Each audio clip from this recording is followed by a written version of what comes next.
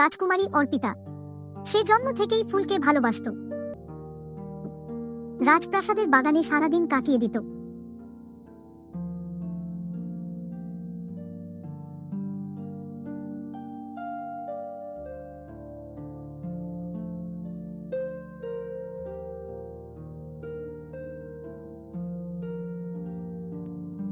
একদিন বাগানের মাঝখানে সে একটি শুকনো গোলাপ গাছ পেল।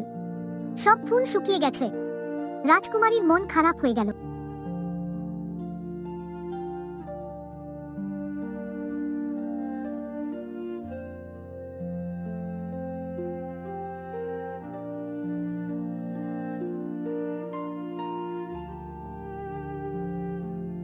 রাতে স্বপ্নে এক পরী এল।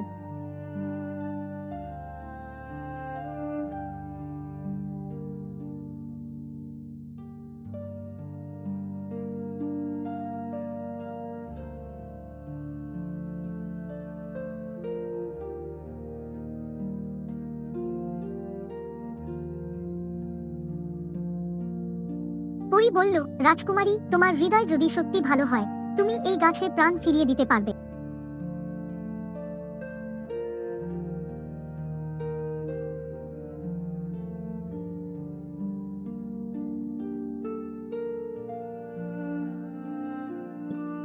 অর্পিতা সকালে উঠে গাছের পাশে বসে গান গাইতে শুরু করলো।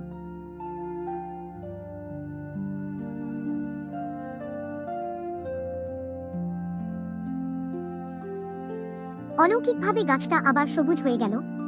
গোলাপ ফুটল, সুগন্ধে পুরো বাগান ভরে গেল। গ্রামের লোকেরা খবর শুনে প্রাসাদের বাইরে ভিড় করল।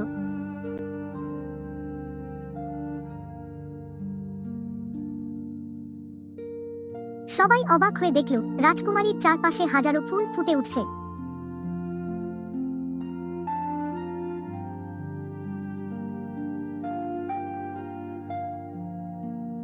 রাজারানী বললেন, আজ থেকে আমাদের মেয়ে হবে ফুলের রাজকুমারী। অর্পিতা মিষ্টি হেসে বলল, ফুল শুধু আমার নয়, সবার।